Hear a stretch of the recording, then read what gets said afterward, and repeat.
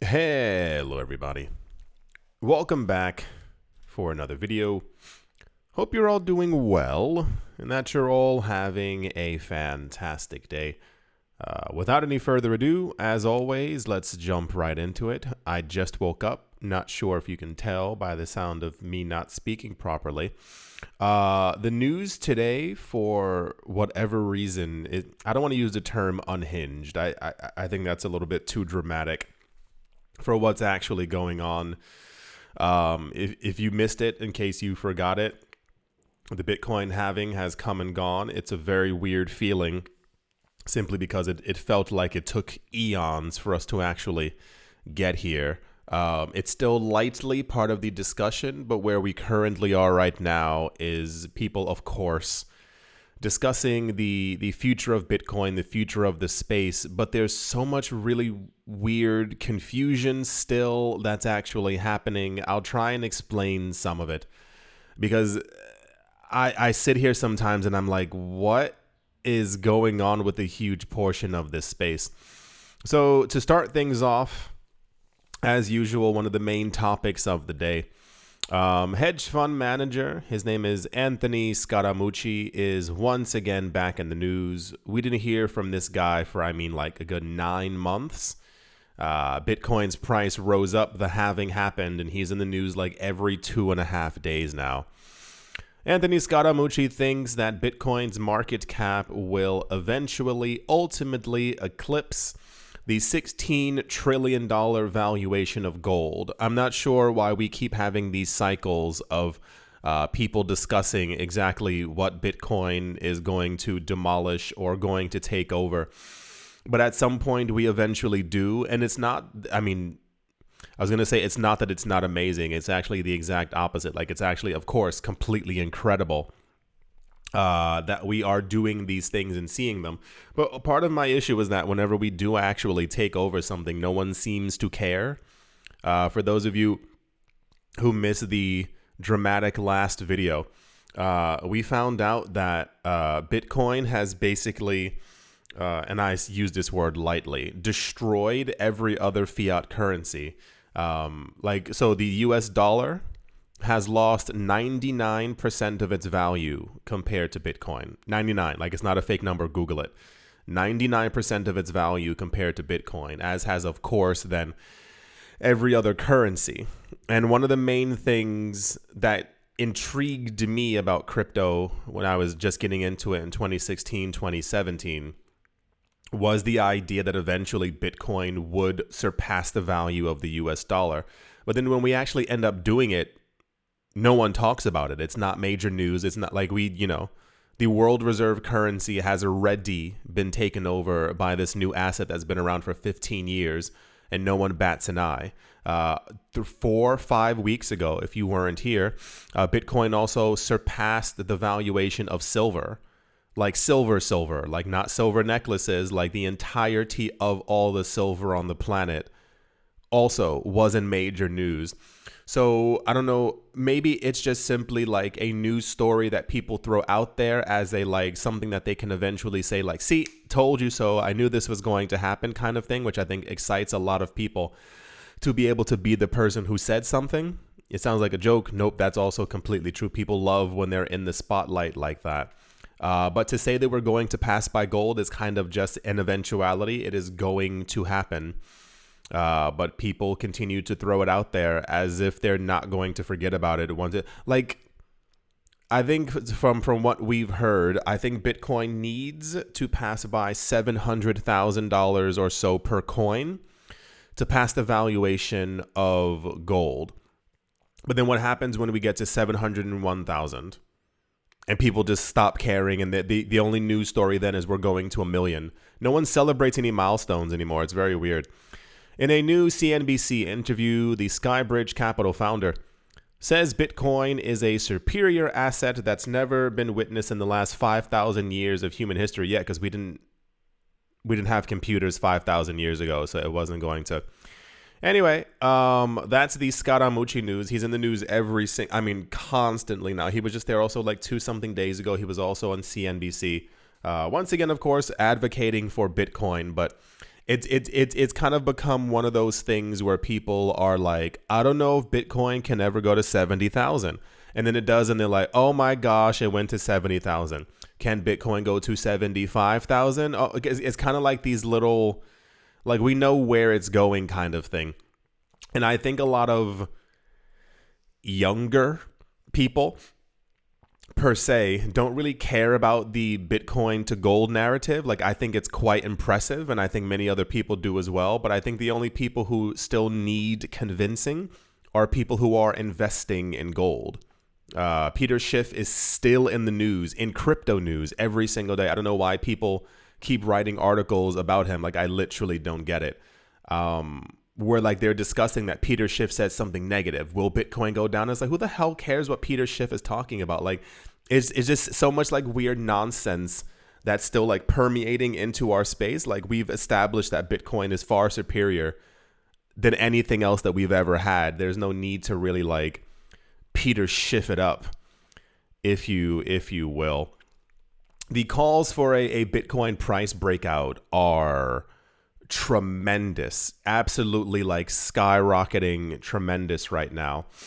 What's it called? I saw a couple of articles this morning and over the last couple of days, and I'll go backwards and then I'll give you the forwards. For those of you who don't know, no one, not one person, there's not one person on this planet who was expecting Bitcoin to go to $300,000 on Friday or Saturday. I'm seeing a lot of articles, and I saw one in particular that made me actually almost grind my teeth. It said the Bitcoin halving, and I quote the title. It says the Bitcoin halving was a nothing burger. I didn't even know we were still in the 1920s and that people spoke that way. It says the Bitcoin halving was a nothing burger. What happens now? And I read the article, and it was basically like, well, what did it say? It said people were expecting Bitcoin's price to go to six figures after the halving, and it didn't happen. Will Bitcoin continue to fall in price? And I was like, you know that it's an 18-month cycle, right?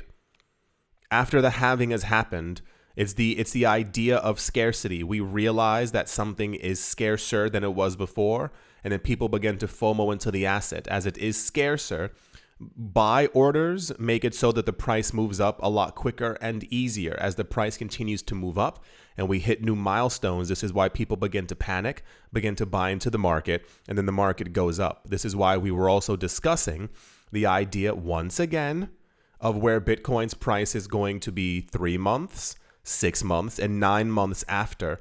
But there's a lot of articles floating around talking about the Bitcoin price didn't the Bitcoin halving didn't produce the price that people wanted. Is Bitcoin done for? And I'm like, you took the time out of your day to write a stupid article like that? Like, what in the world? I'll repeat this once again. It seems to me, as I've been in this space for a while now, and I've gone over daily news for a while now, I think a lot of the new people writing these articles, I think, are actually brand new to the market.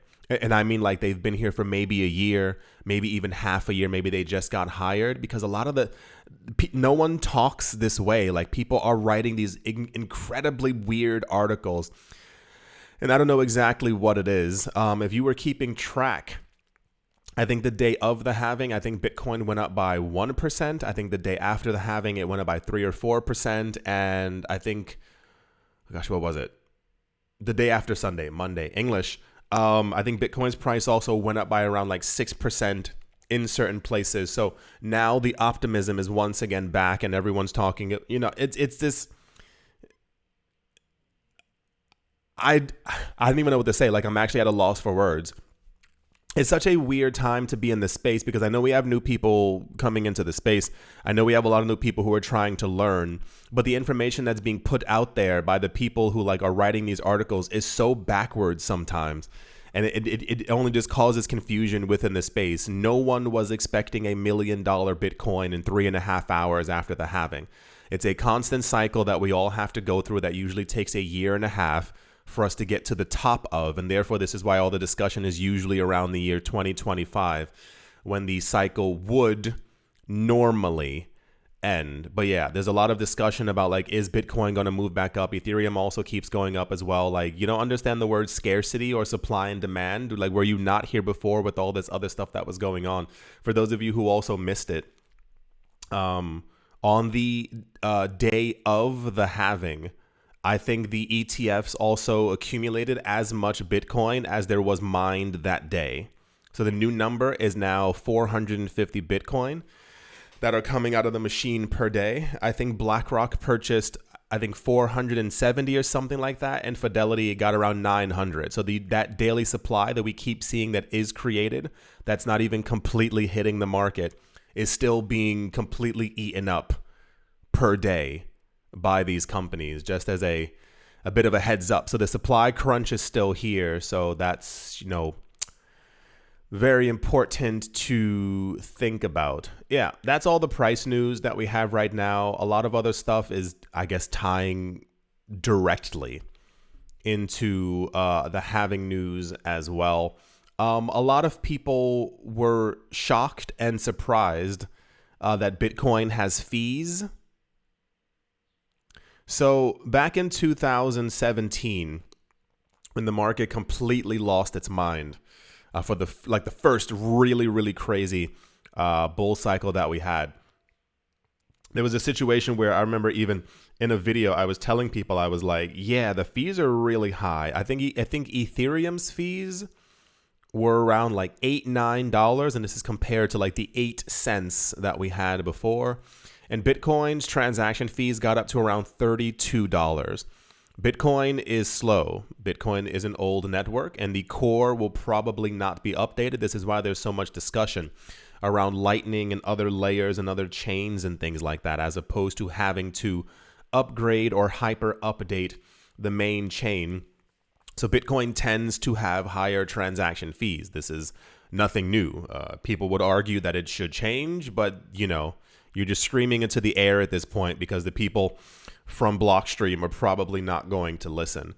Bitcoin's transaction fees went up during the halving because more people were using the network, and that also became major news. And then it also became major news that the transaction fees went down.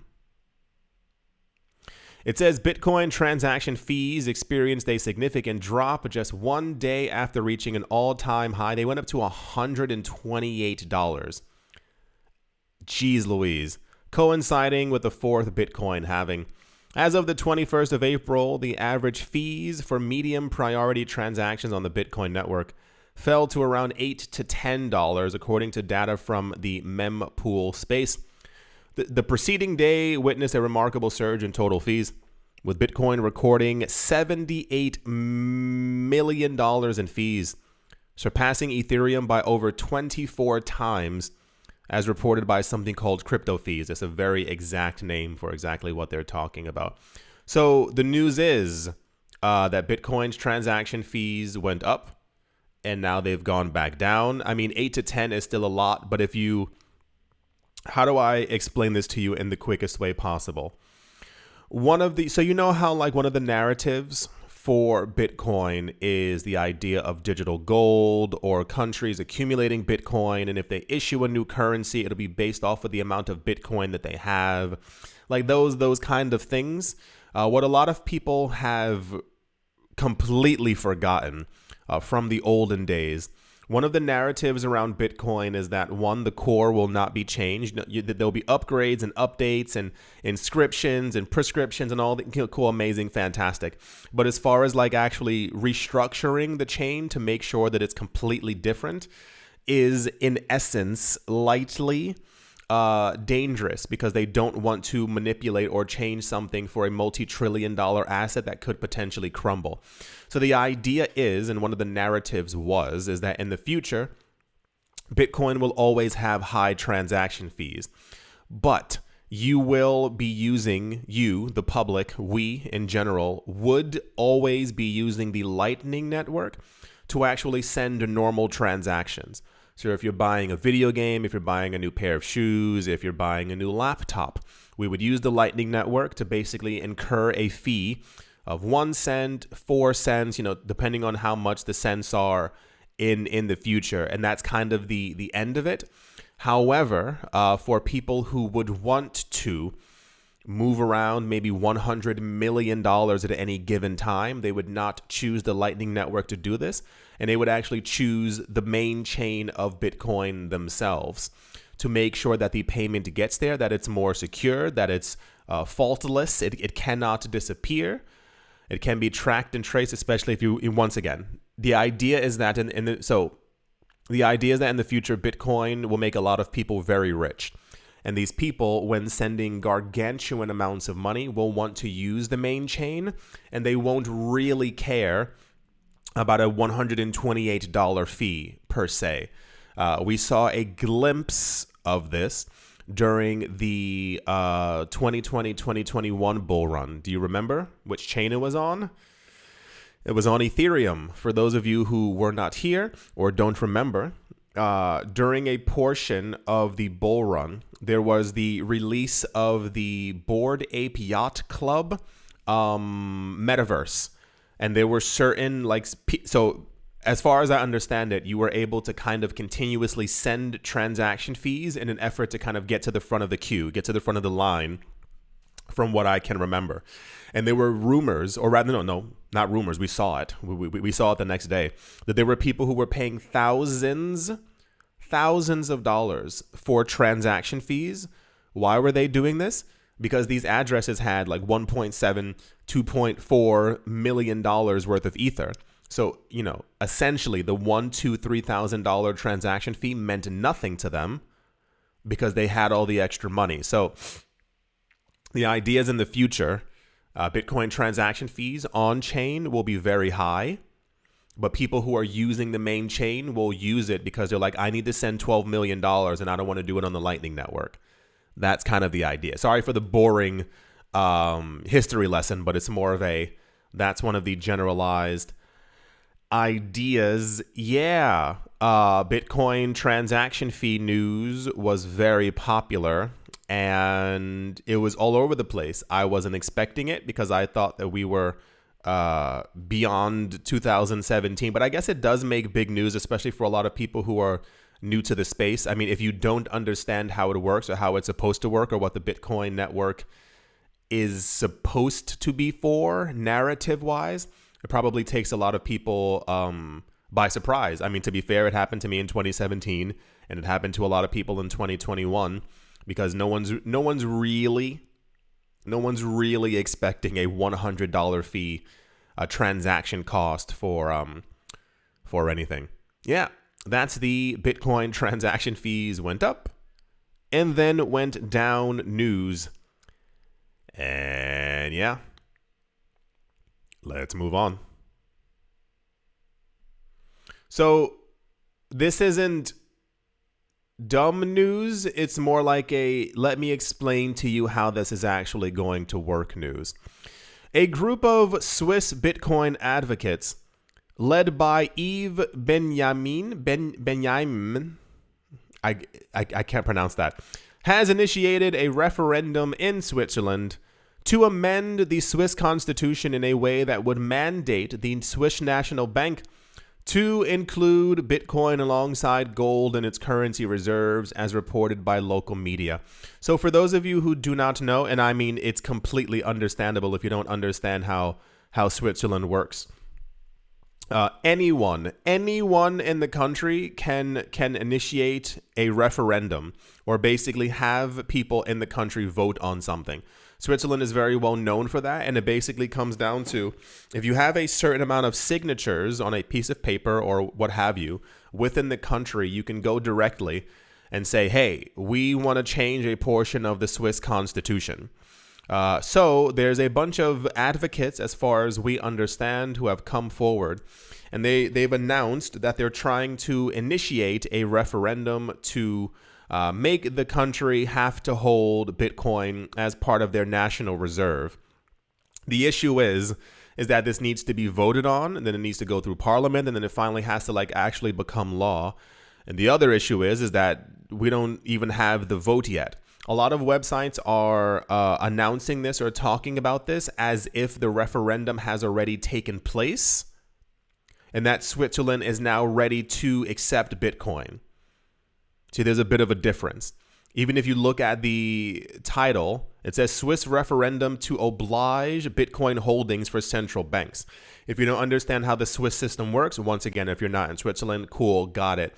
But the other part is that no, it has to be voted on. You have to get the signatures. You have to actually like make sure that there is a national referendum at some point where everyone is able to like actually vote on it, and that it actually has to pass through the voting law to become actual law. The likelihood of that happening is quite slim. Switzerland has a very aged and conservative community. They kind of like things the way that they are. Switzerland is historically known to not change things very fast. And if they do change things, it's typically in favor directly of the citizens and not because someone is like, hey, we should have this thing part of our national currency reserves. But all the news floating around today is that this is basically a go and this is going to happen. And it's like, no, that's not at all what's taking place. The proposed amendment to the Swiss constitution is significant. It seeks to modify the clause that currently mandates the Swiss National Bank to build up sufficient currency reserves from its earnings. Part of the reserves shall be held in gold to now include Bitcoin. This change, though minimal, no, it's not minimal at all. The idea of making the Swiss National Bank have to openly accumulate Bitcoin is not minimal, person who wrote this article. And it could usher a substantial shift in the fiscal management of the nation. We've seen it before if you haven't been here. Switzerland is rich, and they're also quite forward thinking when it comes to making money. That should come as absolutely no surprise to anyone. But in the last 15 years, there's maybe one area of Switzerland that actually is kind of for Bitcoin, if you will. It's the canton or state, if you will, called Zug, Z-U-G. And they've been quite open about how much they like Bitcoin, but I think it's probably because of the demographic and age of that certain area where they are. Very popular news, simply because I think people, I don't know. I think people want it to be news. I think a lot of people, this is my vantage point, I think a lot of people within the cryptocurrency space are quite obsessed with the idea of Bitcoin taking things over or Bitcoin being a winner and stuff. But this goes exactly back to what I was talking about before. Bitcoin already is doing incredibly well for an asset that's been around for 15 years.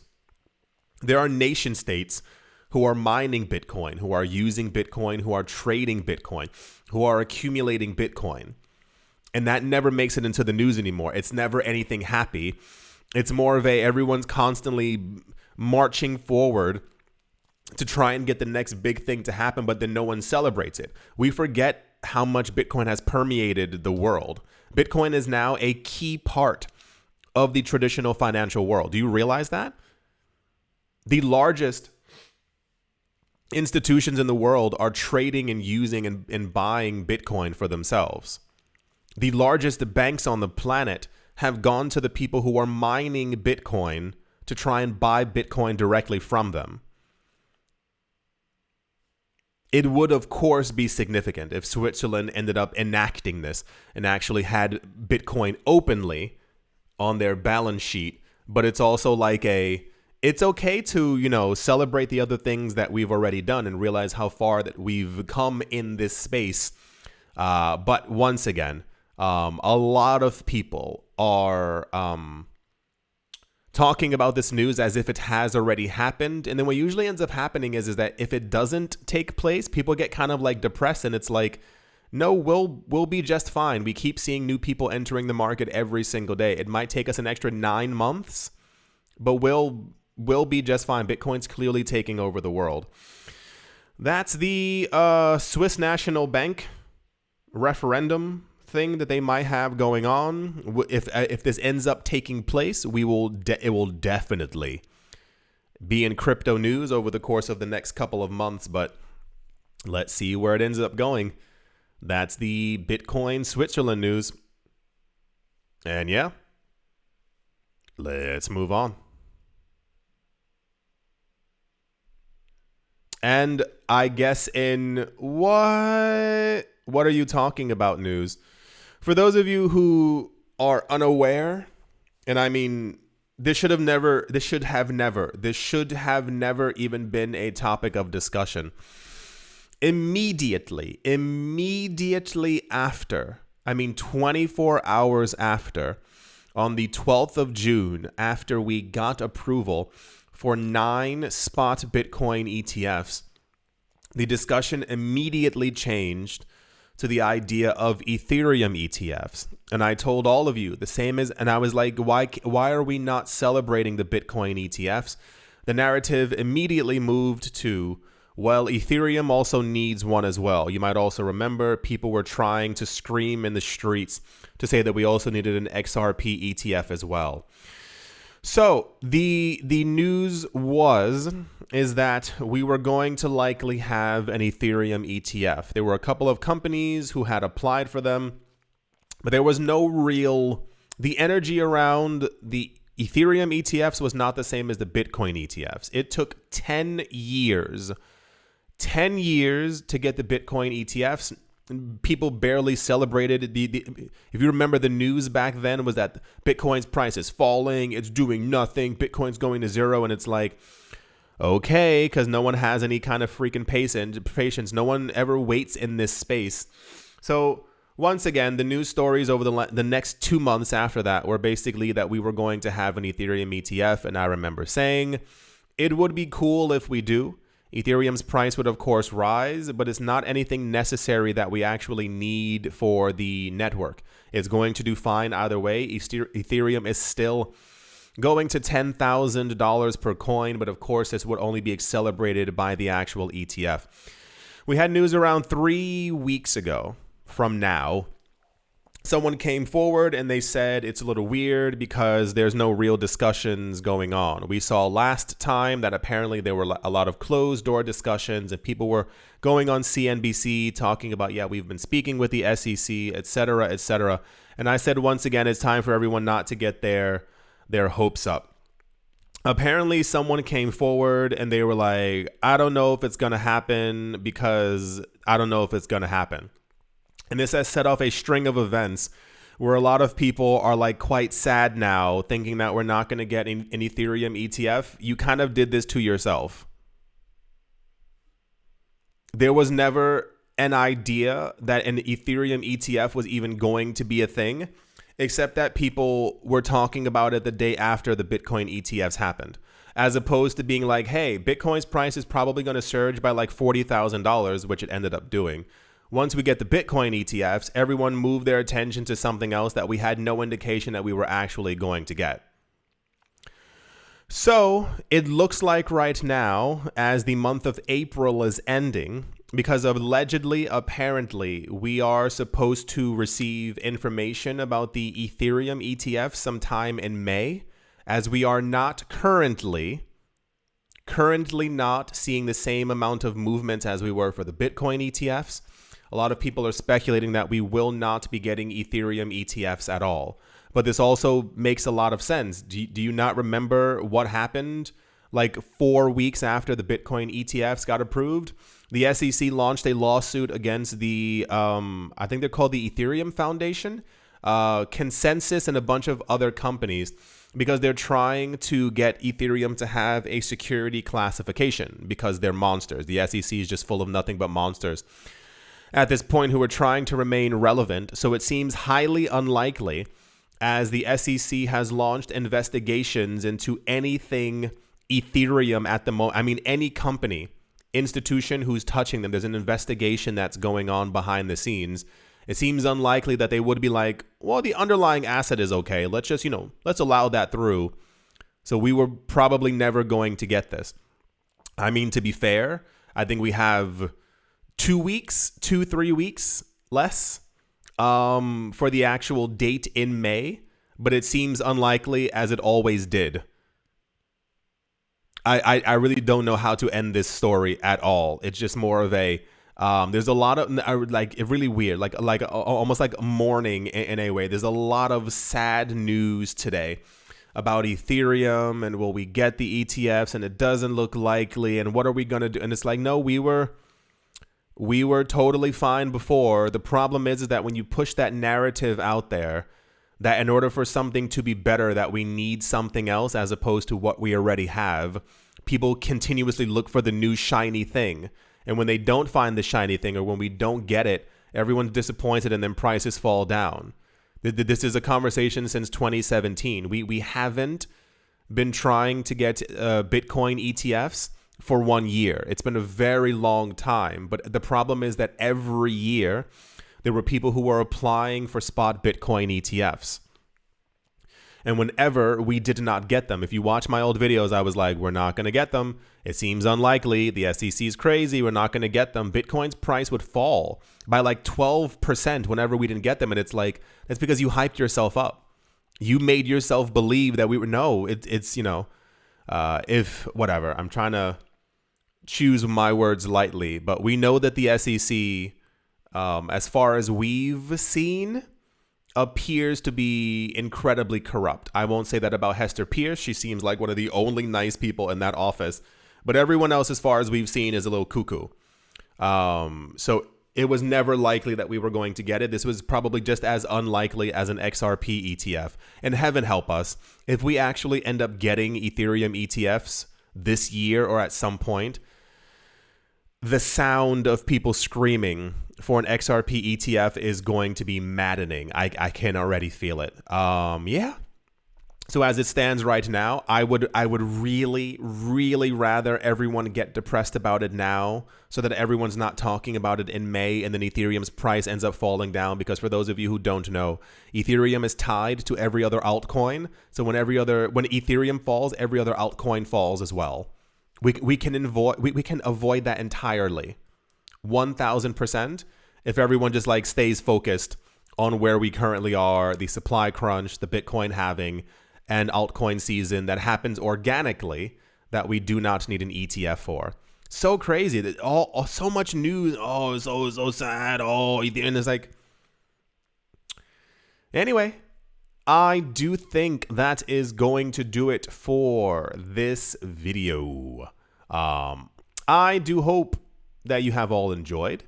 I do hope you all are having a great day, morning, afternoon, evening, wherever you are, wherever the heck you might be. I do hope it is absolutely fantastic. Thank you all once again for watching, listening, liking, commenting, and supporting. And I will most certainly be talking to you all soon. See you.